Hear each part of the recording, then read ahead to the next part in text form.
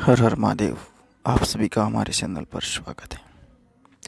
इस वीडियो में आपको योगिनी साधना के बारे में जानकारी देंगे, तो आप ये वीडियो पूरा देखिएगा और वीडियो अच्छा लगे लाइक और शेयर ज़रूर करना, चैनल को सब्सक्राइब करना। योगिनी साधना एक बहुत ही सरल और सात्विक स्वभाव की साधना मानी जाती है, जो कि प्राचीन काल में विशेषकर साधु संत होते थे, बड़े बड़े ऋषि मुनि होते थे, वो ज़्यादातर ऐसी साधनाएं करते थे और उन्हीं साधनाओं के जरिए उनकी इच्छाओं की पूर्ति होती थी, उनके कार्य होते थे, उनकी कहीं से भी कोई खबर है वो हो जाती थी उनके जरिए।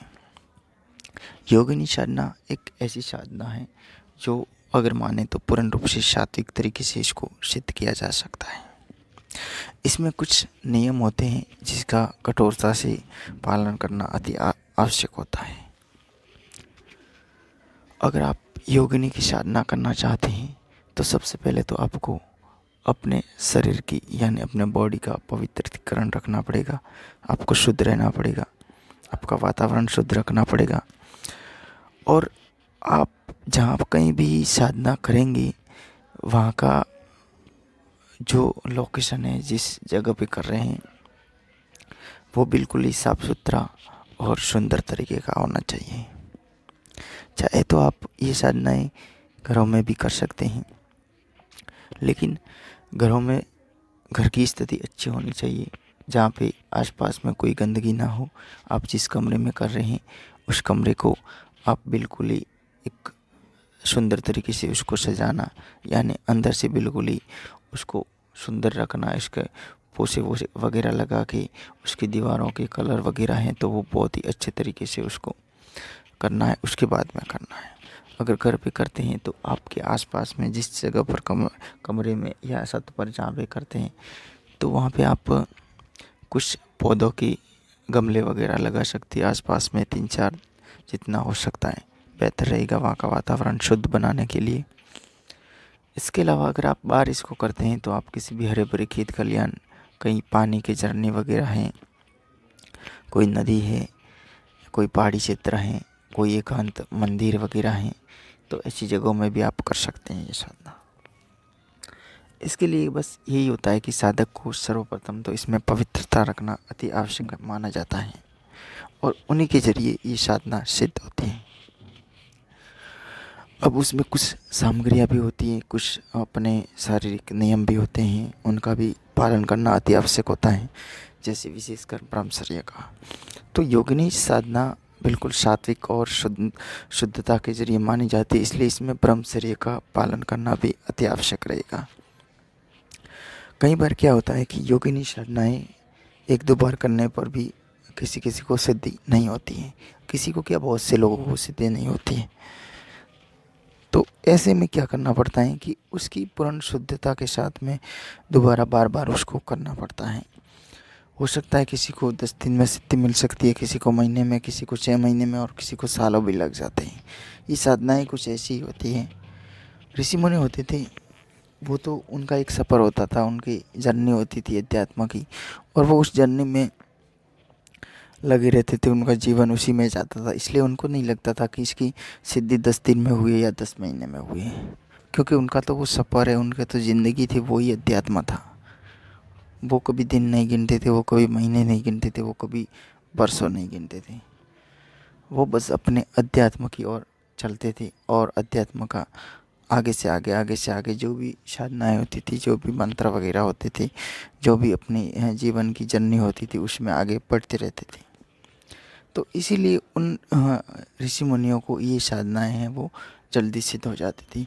आज का मनुष्य क्या है, आज का मनुष्य में समस्या ये होती है कि किसी गुरु भाई ने या किसी भी साधक भाई ने कुछ बता दिया कि आप 10 माला कीजिएगा, 21 दिन कीजिएगा, 11 दिन कीजिएगा, आपको सिद्धि हो जाएगी। तो आज का मनुष्य बस वही लालच एक मन में सवाल लिए उस साधना को करता है कि आज 10 माला होगी, कल 10 और हो जाएगी, आज 9 दिन हो गए, कल 11 दिन हो जाएंगे। ऐसे करते करते वो समय गिनता है साधक, वो साधना के प्रति उसका कुछ रवैया होता है, वो केवल समय और माला को गिनता है, बाकी उसमें कुछ नहीं उसके प्रति इतना ध्यान नहीं जाता है कि साधना या शक्ति के प्रति इतना ध्यान नहीं जाता है, उतना उसका ध्यान जाता है माला की गिनती करने में और दिनों की गिनती करने में। इसलिए हर साधक की कोई भी साधना है उसमें असफल रहता है और सफलता उसको नहीं मिलती है। बस इस पहलू को आप समझ के साधना कीजिएगा, तो ही आप ऐसी साधनाओं में या किसी भी साधनाओं में सफल हो सकते हैं। योगिनी साधना के लिए आपको योगिनी यंत्र भी रख सकते हैं, योगिनी गुटिका भी होती हैं, या इसके अलावा माला वगैरह आपको लानी पड़ती हैं और बहुत सारे सामग्री होती है उसमें। अक्षत, उसमें इत्र है, इसके अलावा कुमकुम है, कई सारे जो पूजन की सामग्री होती है, पंचोपचार षोडशोपचार की सामग्री होती है सामान्य सात्विक, वो सामग्री के जरिए आप किसी भी बाजोट पर बनाकर, कोई लकड़ी का है या कोई इक्सा भी है, उस पर लाल कपड़ा बिछाकर ये आप कार्य कर सकते हैं। आप साधनाएं कीजिए, कोई सी भी साधनाएं कीजिए, उसमें आप माला की गिनती पर या समय की गिनती पर आपको ध्यान कम लगाना है। कम क्या लगाना नहीं है, आपका मन है वो बिल्कुल उस शक्ति की तरफ लगाना है, अपने अध्यात्म की ओर लगाना है, तभी जाके उसमें सिद्धि होती है। केवल गिनती करने से अध्यात्म में आगे नहीं बढ़ा जा सकता है। बस इसी प्रयोगों के तहत इनका योगी निकाय है जो है, आप षोडशोपचार पंचोपचार करके इस साधनाओं को शुरू कर सकते हैं। लाल कपड़े लेने, स्त्री के जितने भी श्रृंगार की सामग्री होती हैं वो आपको सामग्री इसमें रखनी है, जो आपको कहीं से भी आसानी से, कहीं भी कॉस्मेटिक की दुकानों पर मिल जाती है ये सामग्रियाँ, वहाँ से ये सामग्री लेनी है। ये साधना आप रात्रिकालीन में करें बेहतर रहेगा। उस समय क्या होता है कि वातावरण होता है बिल्कुल शांत होता है।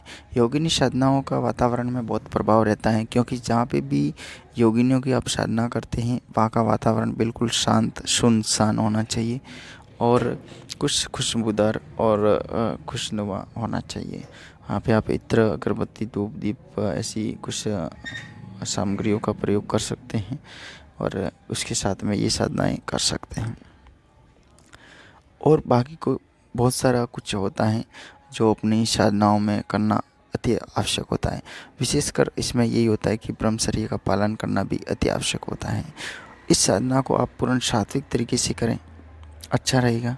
सात्विक तरीके के साथ में और शुद्धता के साथ में करेंगे तो अच्छा रहेगा। इनके मंत्र काफ़ी सारे हैं, काफ़ी सारी योगिनियों के जैसे 67 योगिनियाँ मानी जाती हैं।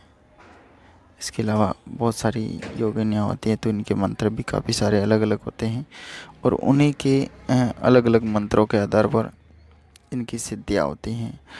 अब हर योगिनी का मंत्र है जो आप ऐसे सोच के करेंगे कि आज इसका कर दिया, कल इसका कर दिया, तो ऐसे करने से इसमें सिद्धि नहीं मिलेगी। इसमें समय का आपको प्रयोग करना पड़ता है, समय बहुत कुछ देना पड़ता है, जो एक विशेष है। बिना समय दिए, बिना मेहनत किए कुछ भी हासिल होना मुश्किल रहता है। अगर आपको ये वीडियो अच्छा लगे तो आप लाइक और शेयर ज़रूर करना, चैनल को सब्सक्राइब करना और किसी प्रकार की अन्य सहायता के लिए व्हाट्सअप कीजिएगा। व्हाट्सअप नंबर दे रखे हैं। हर हर महादेव आप सभी को।